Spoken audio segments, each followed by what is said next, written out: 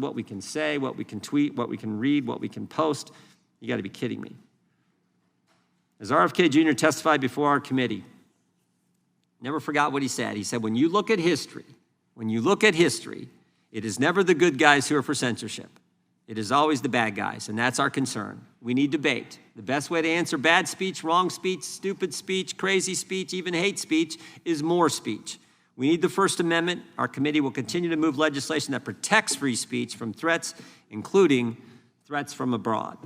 And with that, I now recognize our ranking member for his opening statement. Thank you kindly, Mr. Chairman, and welcome to our witnesses. I imagine that in a hearing about threats to freedom of speech abroad, we might hear from a Russian dissident about Putin's massive violations of political freedom, or the death of Alexei Navalny in prison, or perhaps a Chinese pro-democracy activist about President Xi's attacks on free speech in Hong Kong, Tibet, Xinjiang, or the persecution trial of Jimmy Lai, or maybe a journalist about the Saudi Crown Prince's assassination of Jamal Khashoggi, the Washington Post writer who demanded freedom from religious persecution and oppression in Saudi Arabia. But no, the dictators of the world have got nothing to fear from this hearing. The Republicans called it to attack our democratic allies in Europe. The star witness is not a human rights leader like Navalny, but a far-right, pro-Putin politician who leads the UK Reform Party, a party that has 4 members out of 650 members in the parliament. He calls England an authoritarian regime, while saying that Vladimir Putin is the world leader he admires the most.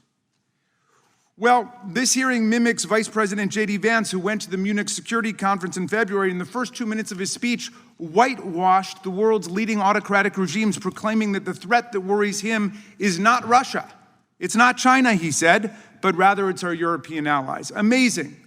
Republicans are promoting far-right parties in Europe, like Alternative for Deutschland, Reform UK, and Rassemblement National Français, and ignoring massive repression in Russia, China, Pakistan, Saudi Arabia, and among all the autocrats of the world. Republicans are vilifying European liberal democracies simply for engaging in the kind of line-drawing exercises that we Americans engage in under our First Amendment with respect to the epidemic of child pornography, protecting children from other harmful content, defamatory speech, online scams and false advertising, and speech inciting riots and imminent lawless action.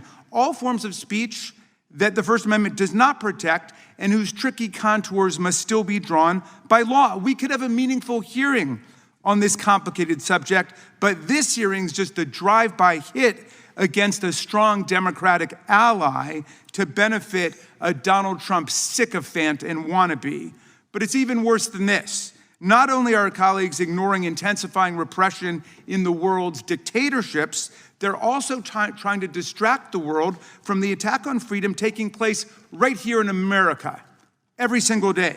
Americans aren't worried about the EU or the Online Safety Act in the UK. We're not worried about white nationalists not having enough license to incite lynch mobs to set immigrants on fire in their bedrooms. Americans are worried that Donald Trump is working to rewrite and whitewash American history in our museums, our textbooks, and our national parks, to destroy PBS, NPR, and public broadcasting, to ban books in our libraries, and to censor any news stories critical of him by installing political henchmen in private broadcast rooms. Americans know that academic freedom is in danger when the administration cancels and withholds billions of dollars in scientific and medical research funding from American universities, even for urgent life-saving studies about breast cancer or heart attacks, as a way to force schools to impose government orthodoxy on curriculum, hiring, admissions, and any student and faculty speech that MAGA considers politically incorrect. Americans see Trump trying to harass, intimidate, control, and shut down the press, like ABC, CBS, NBC, NPR, and PBS. The Republican-controlled FCC essentially blackmailed media companies Skydance and Paramount into agreeing to install a spy, a monitor, a minder, I think the Brits might say, to police CBS News programs to make sure that they are being sufficiently Trumpy in giving us the news in order to get approval of a merger from FCC. Meanwhile, Trump sued 60 Minutes and CBS personally for $20 billion for the frivolous cause of action that he thought an interview with Kamala Harris was edited too favorably, and then walked away with a cool $16 million in a shakedown settlement for his library, all part of a now familiar pattern. When Trump doesn't like the news, he sues the broadcaster and unleashes the FCC on them until they pay up and agree to a government spy stationed in their office. Free speech is so much in danger in the US today that if the government tries to violate our rights, we might not even be able to find a lawyer to defend ourselves because Trump is systematically exacting retribution against law firms that represent anyone on the other side of a case against him. Look, our country loves free speech. We fight for free speech. We fought for free speech, and we know it's in danger when students who are lawfully in the United States are taken off the street and arrested without warrants by masked federal agents in unmarked cars for writing an article or attending a rally that Stephen Miller doesn't like. Free speech is in danger when visitors to our country have their social media accounts screened at the border for any criticism of Donald Trump. Free speech is in danger when To Kill a Mockingbird, The Handmaid's Tale, 1984, and The Kite Runner are banned from our schools and libraries across the country, and even families defending our freedom abroad have to fight for their kids' right to read freely in public schools run by the Department of Defense. Freedom's in danger when the administration tramples the civil service rights of hundreds of thousands of nonpartisan expert civil servants. These civil servants have been protected against political discrimination for more than a century to maintain the excellence and independence of our federal workforce, but they're now being fired simply for doing their jobs, like prosecuting violent criminals and insurrectionists who try to overthrow our government and attack our police officers, or because they honestly gave honest economic information and labor statistics to the public.